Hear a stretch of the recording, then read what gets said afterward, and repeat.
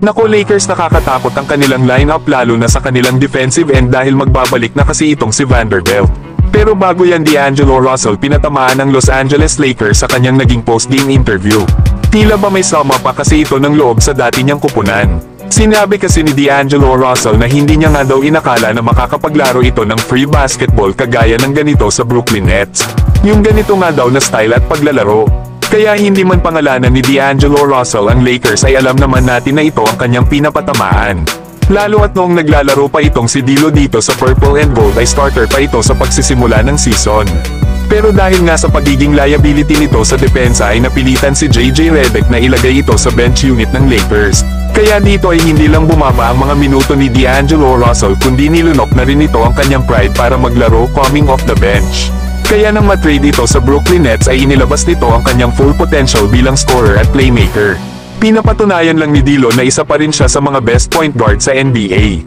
Lalo at simula nang matrade ito sa Brooklyn Nets ay nakailang beses din na si D'Lo ang leading scorer ng kanilang kupunan.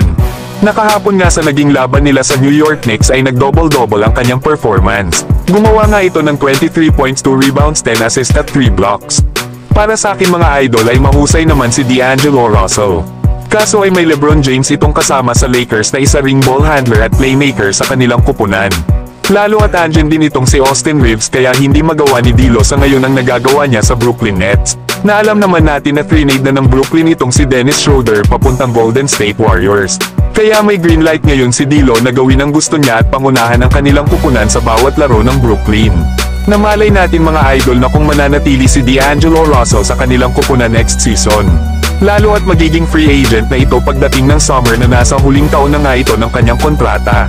Ay baka maibalik pa ni D'Lo ang kanyang all-star form sa Brooklyn Nets kagaya ng ginawa niya noong naglalaro pa siya dito dati noong 2019. Samantalang may good news naman sa Los Angeles Lakers. Dahil ang kanilang defensive forward na si Jared Vanderbilt ay magbabalik na sa lineup ng Lakers.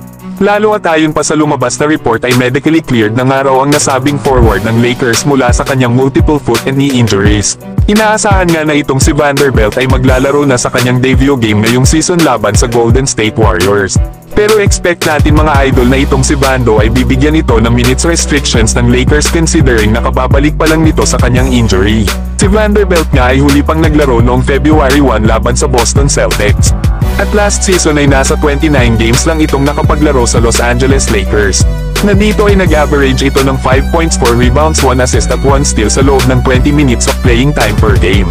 Isipin nyo na lang mga idol kung gaano kalakas ang magiging depensa ng Lakers kapag nagsama-sama sa loob ng court itong sila Anthony Davis, Dorian Finney-Smith at Jared Vanderbilt. Ay walang duda na isa ang Lakers sa may pinakamalakas na defensive lineup this season. Samantalang Los Angeles Lakers maaari daw na makipag-reunite sa dati nilang point guard na si Lonzo Ball. Isa nga daw ito sa mga player na nasa radar ng Lakers sa February 6 sa trade deadline.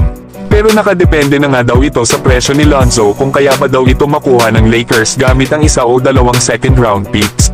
Lalo at sa frame daw ni Lonzo na 6'6" na katulad daw sa kagaya ni Bruce Brown.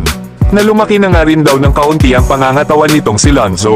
Na kaya nga daw nitong bantayan ng 2 at kahit ang mga mas maliliit ng 3 position. Ay maganda raw itong si Lonzo na gamitin sa 1-3 switching scheme ng Lakers.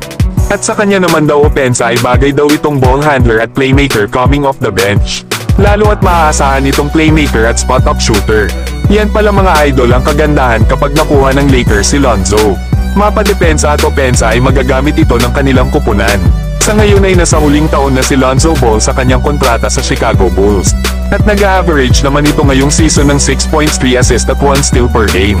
Halos 2 taon at kalahating seasons nga itong nawala sa Chicago Bulls.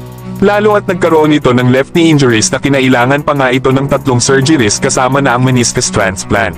Sa ngayon ay limited sa 20 minutes of playing time itong si Lonzo considering nakababalik pa lang nito sa kanilang kupunan. Na nasa 33% nga ngayon sa 3-point range ang nasabing guard mga idol.